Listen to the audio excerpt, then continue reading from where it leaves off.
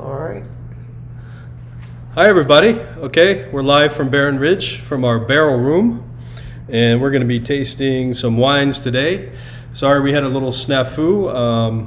It looks like our Facebook is not working, but it looks like there's some Facebook outages. So we couldn't go live on Facebook, so we delayed it, and now we're live on our YouTube channel. So I hope some of you found us. Feel free to say something if you're out there. We're double checking now. I can't see that anyone's live, but we're going to do the tasting anyway. I'll just give you all a little bit of time to join us. If not, we're going to post the video. We'll download the video later, upload the video, and put it on Facebook as well, so you can see it and watch it later. So here we go. We got Kirk here with us, helping with technology. There's Kirk. Come on. Let me see We're just waiting to see if we're seeing this live stream. I mean, I look like I am live. I just don't see anyone listening. You're live. Okay, I'm live. I hope. Who's watching? Okay, 2 watching. Can I see that there? Sorry, just be patient with us. Yeah, it doesn't show All right, you. so I can't see you writing or typing or saying hello, but we see 2 people out there. Maybe Kirk will tell us who they are if he can see. If not, we're just going to keep going with our live tasting. So we're going to be tasting today Traminette and Red Barren. So we're going to start with the Traminette. Here is Traminette 2018, estate bottled from Barren Ridge Vineyards, Shenandoah Valley appellation. We have some tasting sheets that we put out on Facebook and also Instagram. They look like this. I put these together myself, and it explains a little bit about the grape varietal and viticulture, a little bit of everything, and then some tasting notes and pairings over here. A little bit about the appellations around the world, a little bit of the history, how the grape was developed, and Barren Ridge tasting notes are my own tasting notes from tasting the wines, and then the typical aromas and taste of Traminette for starters. So we're starting with that, and this is what Traminette looks like in the glass during sunset yesterday when we were preparing for today's tasting. So there's a beautiful sunset with Traminette in the glass. And all right, we'll go on with the tasting. So Traminette is a hybrid grape. A lot of hybrids are named after the people that created it. It's often a university program that's involved in viticulture. And this one is not named after the creator, but after the family of grapes, which is Traminer. It's where it gets its name, Traminette. And one of its parents being Gewürztraminer, which is the aromatic wine mostly grown in Germany and northern Italy, Austria, and I think Switzerland as well. And this varietal was developed by Cornell in the 60s. And like I said, Gewürztraminer is one of the parents. And the French-American varietal Johannes Sèvres. And it was grown originally as a white table grape, but it turns out that it had such good properties for the finished wines that it has become a real varietal here in Virginia and in other places around the world. The Alsace and Germany, Alsace in France, Germany, northern Italy and Austria. You can also find it in Virginia and New York. So it grows very well here. It's very productive and versatile. It's resistant to disease and cold, and it's versatile because it can be made into different types of wines with varying sweetness, and it has very good aromatic complexity and also good acidity, and it does very well in the vineyard. So it's really an excellent varietal for Virginia, and we'll move on from there. So here it is. You know, it's kind of a light golden color. This is 2018, so it's a little bit lighter. That was a rainy year, but we still made very good wines here at Barren Ridge because we're a small vineyard and we can control what we're doing in the vineyard down to every single grapevine. So that's a big benefit for us being a small vineyard. And we'll move on to the flavor profile. Very aromatic. with touches of sweetness, so you get some nice floral aromas, a little bit of rose petal and orange blossom, and a very nice bouquet of spices, and also some nice fruit.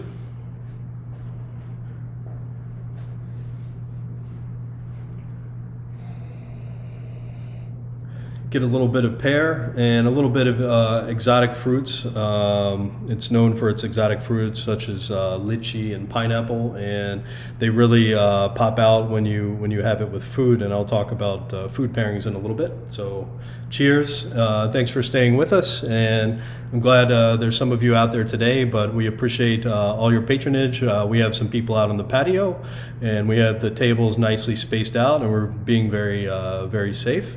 So we welcome you back, and we're happy that you are respecting the current rules, and we're following best practices. So I won't talk about that too much, but it's very important that we're all safe together.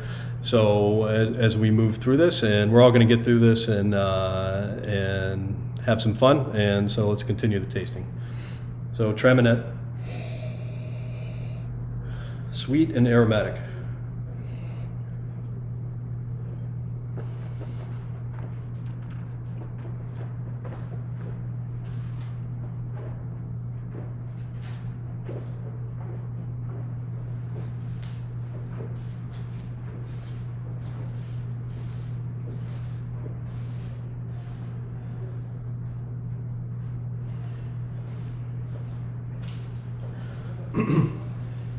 So, very delicious wine. You get sensations of sweetness in this wine, even though it's made as a dry wine. So there's really no residual sugar, but it has a natural tendency to taste a little sweet. And up front, you get a nice bouquet of spices. It's kind of a medium-bodied wine, so it has some real body to it. It really coats the glass, and you get lovely aromas up front, and then you get to the fruit in the mid palate. There's enough acidity to kind of balance out the sweetness in the wine, and you really taste the lychee and different types of spices like nutmeg, more white spices, and different types of fruit. You get maybe a little bit of pear and peach also. But all in all, a delicious wine. Pairs beautifully with a lot of different things, with the complexity you have in the glass, the texture, and the little bit of kind of honeyed sweetness makes it a natural pairing for blue cheeses. It's really delicious. It kind of tames the saltiness in a blue cheese and creates kind of a playful, enjoyable scenario with blue cheese.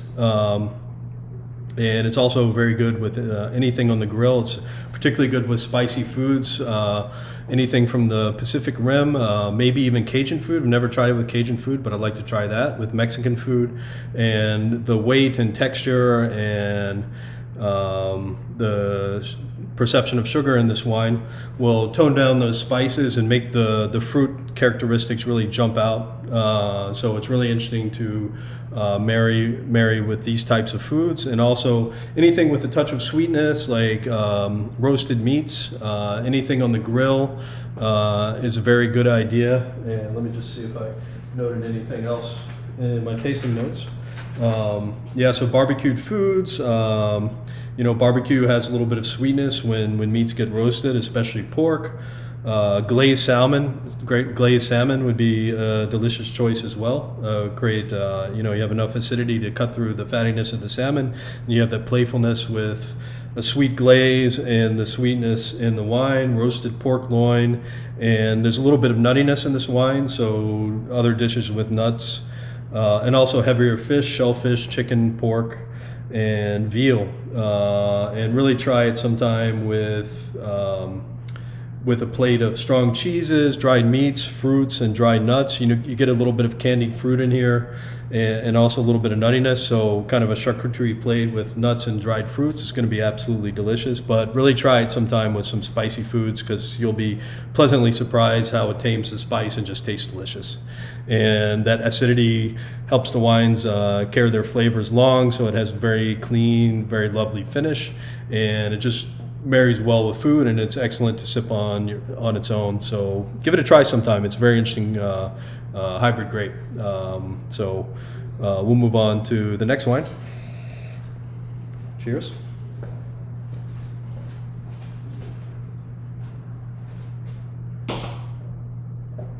So next up is Red Barren.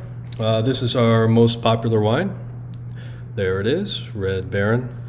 I'll show you the tasting sheet one more time. So this is Red Barren is primarily composed of Chambourcin, but it's a blend of Chambourcin, Merlot, Touriga, and Petit Verdot. There's a good bit of Chambourcin, which you see in our bin where we pick our grapes. We pick them in these little yellow lugs for quality, because the grapes will not crush each other in these. So we pick them in these small bins.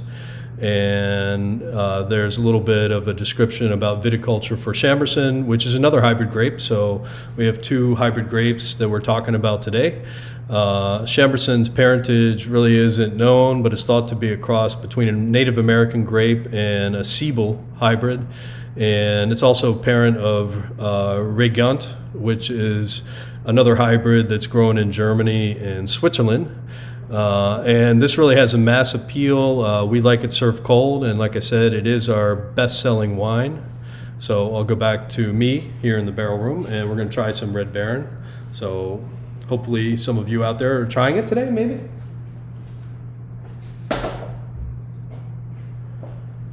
So here's Red Barren in the glass. It's kind of a deep ruby color. You see it's a little bit heavier than kind of a pure varietal. So it's hard to see in here, but a nice deep ruby color. And really, you'll smell it right on the nose. The whole bouquet of deep, kind of smoky fruits, plum and cherry, combined with spices. You smell some cinnamon. You smell some bergamot and kind of smoky plum, black pepper, a little bit of licorice, and kind of some mulled wine spices. And it really smells fresh and delicious. So this wine is made off dry, so there is 1% to 2% of residual sugar, but there's enough acidity in Chambourcin and the other varietals to balance that out. So it will taste a touch sweet, but pleasantly sweet. And it's really delicious on the palate. Nice complexity on the nose, so let's give it a try.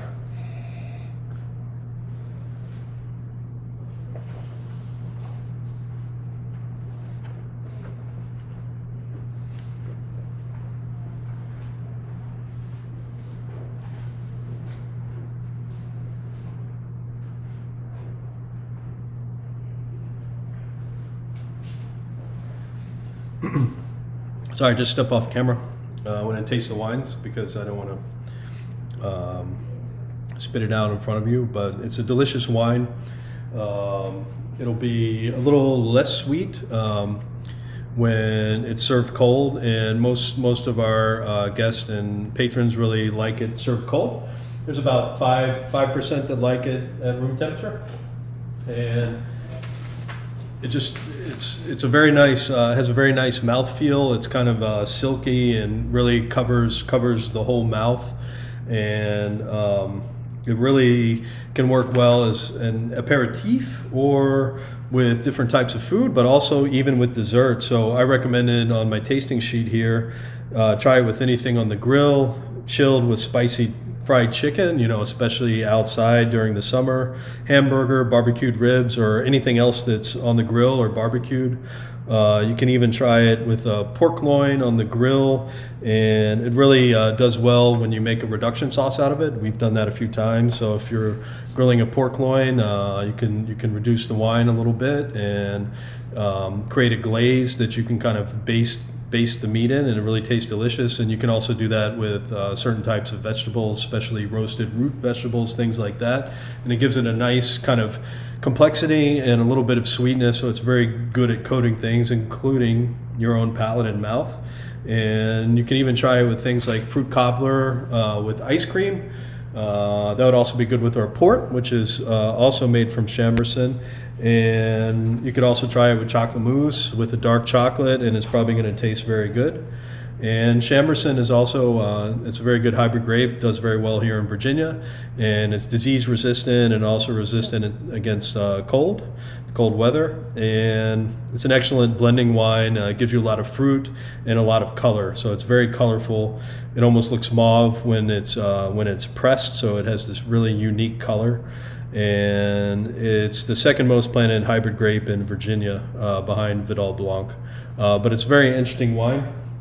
And it's a wine that's getting more popular in Virginia. And next week, we're going to be tasting our port wine, which is made from 100% Chamberson, which is a very different port. It's not heavy and syrupy. It's light, playful, spicy. So we look forward to tasting that next week. And we're going to be tasting our port wine and our apple wine. We're an old apple orchard, so we made an apple wine this year. We're going to keep experimenting with that. So kind of two alternative products. A port wine, which is a mutated wine, because you add alcohol to stop the fermentation, and that keeps some natural sweetness to the wine because it hasn't finished fermenting yet. And the apple wine is a different type of product. It's a wine that's made from apples. It looks like a white wine and tastes like a white wine. You just get a different type of fruit in it. So we look forward to tasting that. And here you see our wine aging. We're here in the barrel room. See some steel tanks around. We keep our future method champenoise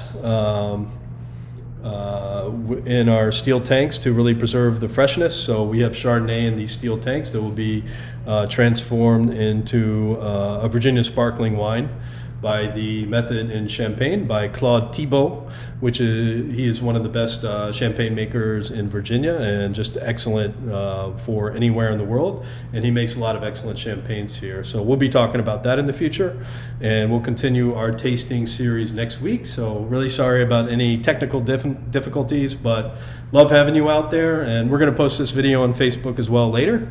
And we'll see you next week. And just a reminder, there's a nice concert by the American Shakespeare Center. They're having their inaugural Blackfriars live concert. Chris Johnson, who is the music director there, he's an excellent banjo player and musician, and he plays several instruments, as well as a lot of the actors play a lot of different instruments.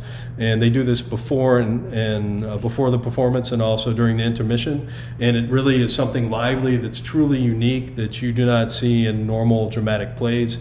And they're just an excellent Shakespeare company. We're very happy to have that here in Stanton, so it's really fantastic. But I'll leave it on that note, and have a beautiful week. Look forward to seeing you next week. I hope you're all safe and well. We'd like to express our gratitude for just all your support and really being so cordial and gentle with us, and remembering to wear a mask and keeping yourself safe. And we're very happy with our first week of reopening, and we look forward to all being together in the future. And we'll just continue connecting with you in this manner, and maybe see you on the patio, and we'll see you next week. Thank you so much. Have a lovely Sunday evening. Bye, everybody. Thanks, everybody. See you next time. Bye. Oh, I see you there. Did I end the stream? Oh, sorry, I didn't end the stream. Goodbye, everybody. Sorry about that.